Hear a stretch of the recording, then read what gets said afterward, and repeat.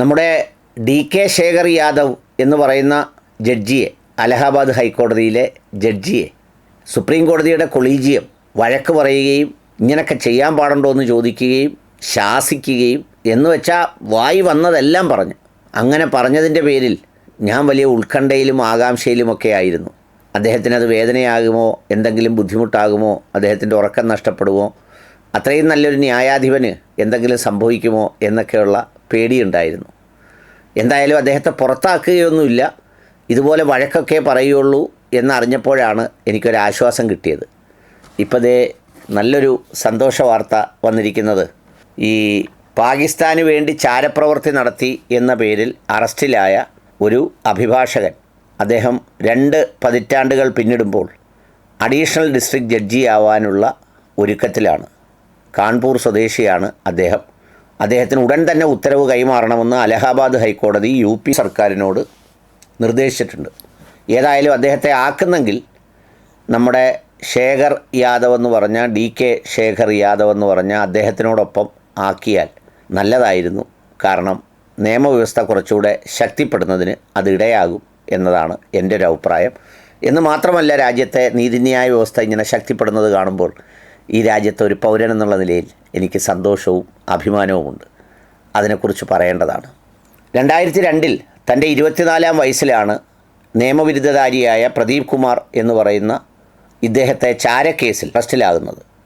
രാജ്യദ്രോഹം, criminal ഗൂഢാലോചന, ഔദ്യോഗിക രഹസ്യ നിയമത്തിലെ കുറ്റങ്ങൾ എന്നിവയാണ് അദ്ദേഹത്തിനു മേൽ ചുമത്തിയിരുന്നത്. അദ്ദേഹം ഇങ്ങനെ ആയതുകൊണ്ട് തന്നെ കേസിൻ്റെ അന്വേഷണം വളരെ വേഗത്തിൽ നടക്കുകയും, സാധാരണയൊക്കെ ആണെങ്കിൽ 10-23 വർഷമൊക്കെയായി കിടന്നിട്ടാണ് ഒരാൾ കുറ്റവാളി അല്ലാതെ പുറത്തിറങ്ങുന്നത്. ഇതേതായാലും 2002 ഇങ്ങനൊരു സംഭവം ഉണ്ടായി. സ്വാഭാവികമായി ജാമ്യമൊക്കെ കിട്ടി അദ്ദേഹം പുറത്തു വന്നിട്ടുണ്ടാവും. 2014 ആയപ്പോഴേക്കും അദ്ദേഹം കുറ്റവിമുക്തനായി. മിലിറ്ററി ഇൻ്റലിജൻസും STFും സംയുക്തമായി നടത്തിയ ഓപ്പറേഷനിലാണ് ഈ പ്രദീപ് കുമാർ എന്ന് പറയുന്ന ആൾ അറസ്റ്റിലായതെന്നാണ് സൈന്യം ഈ കാൺപൂർ ജില്ലാ കോടതിയിൽ നൽകിയ റിപ്പോർട്ടിൽ പറയുന്നത്. നിയമ പഠനമൊക്കെ കിട്ടിയതിന് ശേഷം പെട്ടെന്ന് കാശുണ്ടാക്കാനുള്ള മാർഗം ഓർത്തപ്പോൾ ഇത്തരം കാര്യങ്ങളിലേക്ക് നീങ്ങിയതുകൊണ്ടാണ് തങ്ങൾ അറസ്റ്റ് ചെയ്തത് എന്നൊക്കെയാണ് പറഞ്ഞതും.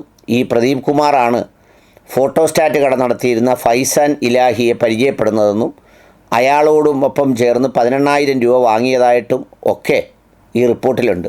പക്ഷേ കോടതി കണ്ടെത്തിയത് ഇങ്ങനെയൊക്കെ ആണെങ്കിലും വെറുപ്പോ വിദ്വേഷമോ വരുന്ന എന്തെങ്കിലും തന്ത്രപ്രധാനമായ രഹസ്യങ്ങൾ അദ്ദേഹം കൈമാറിയതായി കാണാത്തതുകൊണ്ട് അദ്ദേഹത്തിനെ കുറ്റവിമുക്തനാക്കി. എന്നിട്ട് ഇപ്പോൾ 20 വർഷം, 2014 അദ്ദേഹത്തിൻ്റെ കുറ്റവിമുക്തനാക്കുന്നത്. 10 വർഷം കഴിയുമ്പോൾ അദ്ദേഹം അഡീഷണൽ ജഡ്ജിയായി നിയമനം വാങ്ങി രാജ്യത്തെ നിയമവ്യവസ്ഥയെ സംരക്ഷിക്കുന്നതിനും ഒക്കെ വേണ്ടിയുള്ള ശ്രമത്തിനിടയിലാണ്. UP ഹയർ ജുഡീഷ്യൽ സർവീസ് പരീക്ഷ എഴുതിയപ്പോൾ 27-ാം റാങ്കിലാണ് അദ്ദേഹത്തെ നിയമിച്ചത്. പക്ഷേ ഇങ്ങനൊരു തെറ്റ് ചെയ്തുകൊണ്ട്, ഒരു നിസ്സാരപ്പെട്ട ഒരു കയ്യബദ്ധത്തിൻ്റെ തെറ്റ് ചെയ്തുകൊണ്ട് അദ്ദേഹത്തിൻ്റെ ഈ സ്ഥാനലബ്ധി തടഞ്ഞിരിക്കുകയായിരുന്നു. ഇപ്പോൾ എന്തായാലും കോടതി ഇടപെട്ട് അങ്ങനെ തടയാൻ പാടില്ല. പുള്ളി ഒരു നല്ല കക്ഷിയാണ്, അതുകൊണ്ട് പുള്ളിയെ കോടതിയിൽ അടിയന്തരമായി നിയമിക്കണം എന്ന് ഉത്തരവ് കൊടുത്തിരിക്കുകയാണ്.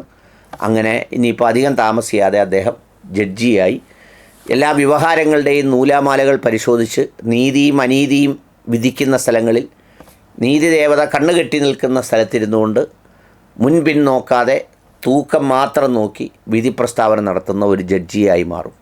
ഭാരതം ശക്തിപ്പെടും, നിയമവ്യവസ്ഥ വളരെ ശക്തിപ്പെടും. ഇതിനിടയിൽ നമ്മൾ ഈ നേരത്തെ പറഞ്ഞ നമ്മുടെ അലഹാബാദിലെ ഹൈക്കോടതി ജഡ്ജി ഉണ്ടല്ലോ, പുള്ളി ഭൂരിപക്ഷത്തിന് വിധേയമായി ബാക്കി എല്ലാവരും മാറണം എന്ന് പറഞ്ഞ ചരിത്രപ്രസിദ്ധമായ ആ പ്രഖ്യാപനം നടത്തിയ ജഡ്ജിയെ വഴക്ക് പറഞ്ഞതിൻ്റെ പേരിൽ അദ്ദേഹത്തിന് എന്തെങ്കിലും കുറവുകളോ കുഴപ്പങ്ങളോ വന്നിട്ടുണ്ടോ എന്നും, അദ്ദേഹത്തിന് എന്തെങ്കിലും ഉറക്കക്കുറവോ അല്ലെങ്കിൽ ആഹാരത്തിൻ്റെ ദഹനക്കുറവോ വന്നിട്ടുണ്ടെങ്കിൽ അതിനുള്ള പരിഹാരം കൂടി അടിയന്തരമായി കാണണം. ഇങ്ങനെയൊക്കെയുള്ള ന്യായാധിപന്മാർ നമ്മുടെ രാജ്യത്തിന് അഭിമാനമാണ്, അന്തസ്സാണ്, നല്ല കഴിവുള്ളവരാണ് അവരൊക്കെ. പ്രത്യേകിച്ച് ഇവരുടെയൊക്കെ ഒരു കഴിവെന്ന് പറഞ്ഞാൽ നമ്മുടെ മാത്യു സാമുവലോ നമ്മുടെ ജയശങ്കർ വക്കീലോ നമ്മുടെ അതുപോലെയുള്ള പ്രമുഖരായ യൂട്യൂബർമാരാരും കാണാത്ത അത്രയും ഈ പറയുന്ന വലിപ്പവും മനോഹരവുമൊക്കെയായ ആളുകളാണ് ഇവർ എന്നുള്ളത് ഇവരുടെ ഒരു പ്രത്യേകതയാണ്.